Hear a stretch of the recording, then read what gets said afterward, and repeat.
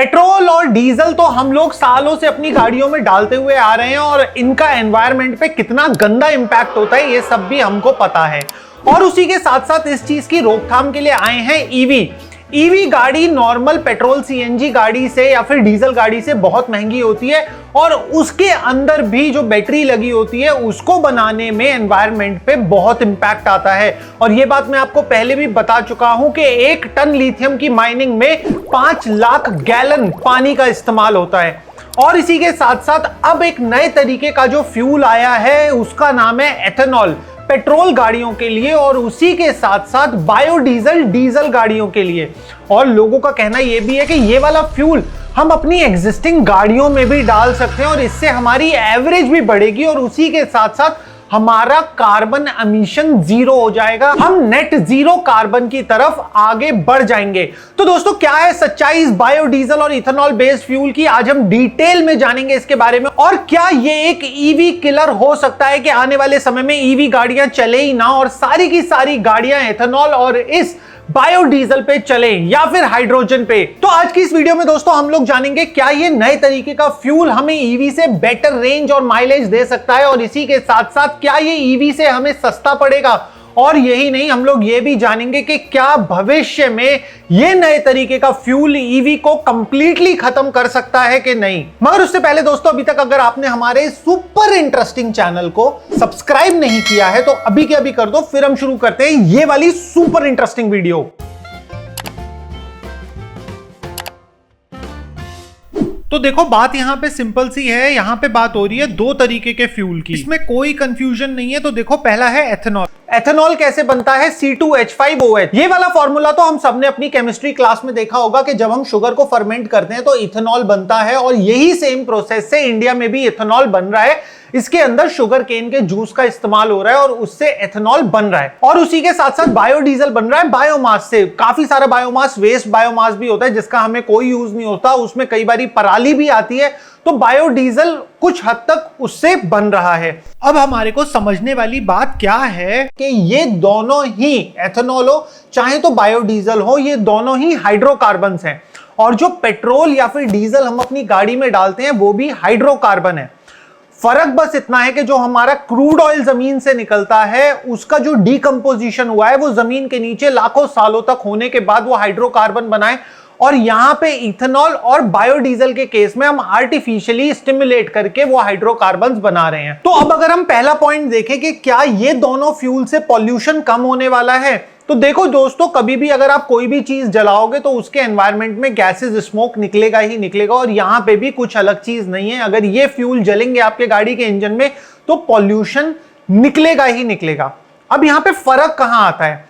फर्क यह आता है कि आपकी अर्थ के टॉप सरफेस पे जो कार्बन बनेगा, जो मान लीजिए आपकी गाड़ी ने कार्बन निकाला, वही कार्बन को कैप्चर कर लिया जाएगा फिर से और उससे फिर से ये वाला फ्यूल बना दिया जाएगा, ये है कहना। तो जो कार्बन अर्थ के सरफेस पे प्रेजेंट है उसी को हाइड्रोजन के साथ में कंबाइन करके एक फ्यूल को बना लिया जाता है। और जब हम फॉसिल फ्यूल्स की बात करते हैं तो वो जमीन के नीचे जो क्रूड ऑयल है उसको निकाला जाता है और वो एक नया हाइड्रोकार्बन निकल के आता है, फिर उसे जलाया जाता है तो एनवायरनमेंट में कार्बन और बढ़ जाता है।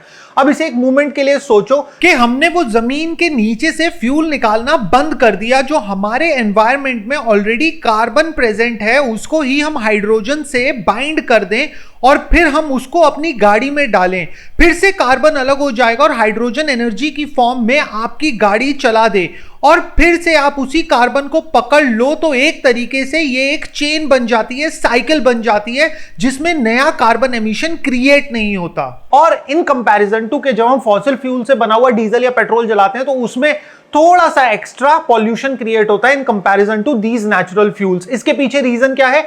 इसके पीछे रीजन है कि ये वाले जो हमारे एथेनॉल बेस्ड और बायोडीजल बेस्ड फ्यूल होते हैं इनकी जो एनर्जी कैरिंग कैपेसिटी होती है वो भी कम होती है और इसी की वजह से ये वाले जो आपके नेचुरल फ्यूल्स हैं ये कम पॉल्यूशन फैलाते हैं। अब यहाँ पे आप एक चीज देखिए, जो सिंथेटिक फ्यूल है जिसकी अभी हम बात कर रहे हैं बायोफ्यूल्स में, उसकी जो एनर्जी डेंसिटी है वो होती है 26 से 38 मेगा जूल्स पर केजी। और उसी के साथ साथ जो हमारे फॉसिल फ्यूल्स होते हैं, पेट्रोलियम, डीजल, उसकी होती है 45 से 55 मेगा जूल्स पर केजी। तो यहाँ पे पेट्रोल और डीजल में ऑटोमेटिकली आपकी एनर्जी डेंसिटी ज्यादा है, जिसकी वजह से जब वो जलते हैं तो ज्यादा एनर्जी निकलती है। तो इससे आप एक चीज मान सकते हो कि इससे आपको अपनी गाड़ी में थोड़ा सा पंचीनेस, परफॉर्मेंस में कम लगेगी, क्योंकि यहां पे इनकी एनर्जी कैरिंग कैपेसिटी थोड़ी सी कम है रेगुलर फ्यूल से, और इसी की वजह से ये लो कार्बन एमिशन क्रिएट करते हैं। और उसी के साथ साथ ये उसी कार्बन से बनते हैं जो ऑलरेडी एनवायरनमेंट में प्रेजेंट है। तो अब यहां पे आती है दूसरी चीज कि आखिर वो जो एनवायरनमेंट में प्रेजेंट कार्बन है उसको पकड़ा कैसे जाता है। तो जैसा कि मैंने आपको बताया, इथेनॉल बनता है शुगर केन से, और शुगर केन एक प्लांट है, और प्लांट क्या एब्जॉर्ब करता है, वो एब्जॉर्ब करता है कार्बन डाइऑक्साइड।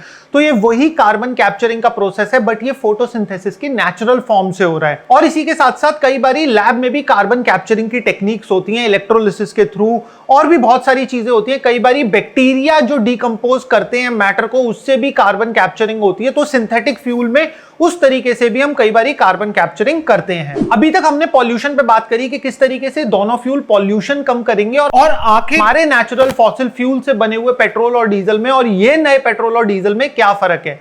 अब मैं आपको बताने वाला हूं कि इनका इंप्लीमेंटेशन कैसे होता है। तो जो अभी आप करेंटली पेट्रोल लेने जाते हो उसके अंदर 10% इथेनॉल ऑलरेडी मिला हुआ होता है, और ये ज्यादातर पेट्रोल पंप पे यही पेट्रोल अवेलेबल होता है। और अब 2025 के नए स्टैंडर्ड्स के हिसाब से पेट्रोल के अंदर 20% तक इथेनॉल मिलकर आएगा, और उसी के साथ साथ जो भी नई गाड़ियां आएंगी वो 100% इथेनॉल पर चलेंगी, और उनको बोला जाएगा फ्लेक्सिबल फ्यूल व्हीकल। और उसी के साथ साथ बायोडीजल की भी कहानी सेम है। बायोडीजल में भी जो आपका बायोडीजल है, जो बायोफ्यूल है, वो 20% मिलाया जाता है, बाकी आपका पेट्रोलियम डीजल ही रहता है 80%।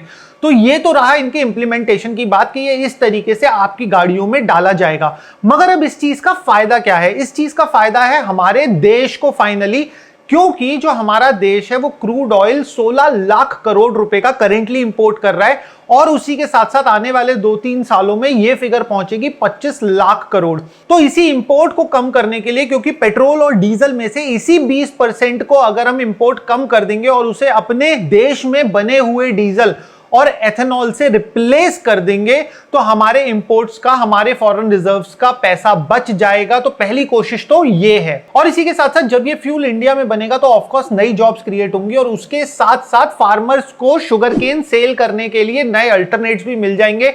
खाली शुगर मिल पे ही डिपेंड नहीं होना होगा, तो फार्मर अपने शुगर केन से एक्चुअल में डायरेक्ट इथेनॉल भी बना सकता है। तो यहां पे ऑफकोर्स डेवलपमेंट के नए रास्ते खुलेंगे। मगर अब हम बात करते हैं कि ईवी से अगर हम इसका कंपैरिजन करें तो हमारे बायोफ्यूल्स कहां आते हैं। तो सबसे पहली चीज जो मैंने आपको बताई थी, इनकी एनर्जी डेंसिटी। तो एनर्जी डेंसिटी में तो ये पेट्रोलियम के पार है। जितना पेट्रोलियम में एनर्जी डेंस है, तकरीबन ये सिंथेटिक फ्यूल्स भी उतना ही एनर्जी डेंस है। मगर लिथियम की अगर हम बात करते हैं तो लिथियम बहुत कम एनर्जी डेंस होता है। तो अगर हम लिथियम की एनर्जी में आपको बताऊं तो वो होती है केवल 2.5 मेगा जूल्स पर केजी। तो जहां पे हमारे synthetic fuel 35 mega joules per KG दे रहे हैं, वहां लिथियम की मेगा जूल्स पर केजी की कैपेसिटी बहुत कम है, जिसे हम एनर्जी डेंसिटी बोलते हैं। और इसी की वजह से हमारे को लिथियम बैटरी को over the period of time bar bar charge करना पड़ता है। तो एनर्जी डेंसिटी की फाइट में तो लिथियम पीछे रह गया। मगर दोस्तों एक चीज यहां पे समझने वाली ये है कि जब कभी भी हम बायोफ्यूल बनाते हैं तो हमारे को 7000 किलो कैलोरी लगता है 1 लीटर एथेनॉल बनाने में। और इसी के साथ साथ जो 1 लीटर एथेनॉल में किलो कैलोरी मिलती है हमारे को, वो मिलती है 5130। तो इसके अंदर अभी भी रिसर्च चल रही है कि किस तरीके से इस एनर्जी नेगेटिव प्रोसेस को एक एनर्जी पॉजिटिव प्रोसेस बनाया जा सकता है। तो अगर यहां पे बात करी जाए तो बायोफ्यूल्स की एनर्जी एफिशिएंसी अभी भी डाउन है इन कंपैरिजन टू ईवी, क्योंकि ईवी के अंदर प्रोसेस काफी सिंपल है कि आपने डायरेक्टली ईवी को चार्ज करना है, बैटरीज में चार्ज स्टोर होना है, वही चार्ज इलेक्ट्रिसिटी की फॉर्म में मोटर में जाना है, और वही आपके टायर्स को चलाएगा। तो ईवी में आपको 69% की एनर्जी एफिशिएंसी मिल जाती है। तो आने वाले समय में ईवी जो है वो कॉस्ट में कम ही रहने वाली है इन कंपैरिजन टू, आप चाहे पेट्रोल ले लो, डीजल ले लो, बायोडीजल ले लो, या फिर एथेनॉल ले लो। और अगर एनवायरमेंट इंपैक्ट की बात करी जाए तो एक ईवी फैक्ट्री से निकलने से पहले ही 20 ton approx carbon emission create कर देती है, और उसके बाद में डिपेंड करता है कि आप अपनी ईवी को चार्ज किस तरीके से कर रहे हो। अगर आप कोल पावर प्लांट से ही बिजली लेके चार्ज कर रहे हो तो ऑटोमेटिकली आपके ईवी चलाने का भी एनवायरमेंट पे कोई पॉजिटिव इंपैक्ट नहीं पड़ने वाला। तो कोशिश ये करनी चाहिए हम सब लोगों को, अगर आप ईवी चला रहे हो तो नेचुरल रिन्यूएबल एनर्जी फॉर्म से, ऑफ कोर्स वो सोलर ही होगा, तो उससे आप अपनी ईवी को चार्ज करो, तो जिससे कि एनवायरनमेंट पे एक पॉजिटिव इंपैक्ट पड़ सके। और उसी के साथ साथ जब हम बात कर रहे हैं बायोडीजल की, तो यहां पे एक चीज है कि फूड इनसिक्योरिटी आने वाले समय में इस बायोडीजल की वजह से बढ़ सकती है, क्योंकि जो लैंड अभी केवल खाने के लिए यूज हो रहा है, अगर कल को उसको ऑयल उत्पाद के लिए यूज करेंगे तो ऑफ कोर्स फूड की डिग्रेडेशन होना भी तय है। क्योंकि क्या होता है कि यहां पे जो हम सर्कल में क्रॉप लगाते हैं जिससे कि सॉइल के न्यूट्रिएंट्स रिटेन रह सके, वो चीज नहीं हो पाएगी। जब एक पर्सनल मोटिव से प्रॉफिटेबिलिटी दिमाग में रहेगी तो ऑफ कोर्स वो चीज को क्रिएट कर पाना बहुत मुश्किल रहेगा, और उसी के साथ साथ हमारा क्रॉप डिग्रेडेशन भी होगा। और इंडिया में वैसे भी फूड इनसिक्योरिटी काफी है, तो वो चीज इस पर्टिकुलर चीज से डेवलप होने के चांसेस भी हैं। दोस्तों, मेरा काम है आपके सामने पॉजिटिव और नेगेटिव दोनों रखना, फिर आपके ऊपर छोड़ देना डिसाइड करने के लिए कि क्या चीज सही है, क्या चीज गलत है। तो फूड इनसिक्योरिटी इस चीज की वजह से इंडिया में आ जाना हो सकता है बहुत कॉमन सिनेरियो में, क्योंकि एक बहुत ही थिन लाइन डिफरेंस है डेवलपमेंट में और उसी के साथ फूड इनसिक्योरिटी में। तो नए फ्यूल से ऑफ कोर्स कार्बन एमिशंस कम होंगे, बायोफ्यूल से हमारा फॉरेन रिजर्व्स बचेगा, मगर उसी के साथ साथ अगर हमने इस लाइन को ज्यादा स्ट्रेच कर दिया, बिना रेगुलेशंस के स्ट्रेच कर दिया, तो फूड इनसिक्योरिटी भी इंडिया में देखने को मिल सकती है। तो ये तो रही बात बायोफ्यूल की, मगर हमने एक वीडियो बनाई थी जिसमें हमने एक ऐसी बैटरी के बारे में बताया था जिसको हम लिक्विड फॉर्म में अपनी गाड़ी में डाल सकते हैं। तो उस वाली गाड़ी में जो फ्यूलिंग होगी वो 4 नोजल से होगी। अब ये 4 नोजल्स किस तरीके से काम करते हैं और 15 मिनट में इस नए तरीके के फ्यूल से गाड़ी कंप्लीटली चार्ज कैसे हो जाएगी, अगर आप लोग भी ये जानना चाहते हो तो यहां पे हमारी पूरी वीडियो का लिंक है। बहुत सारे लोगों ने इसे बहुत सारा प्यार दिया है, आप भी जाके देख सकते हो।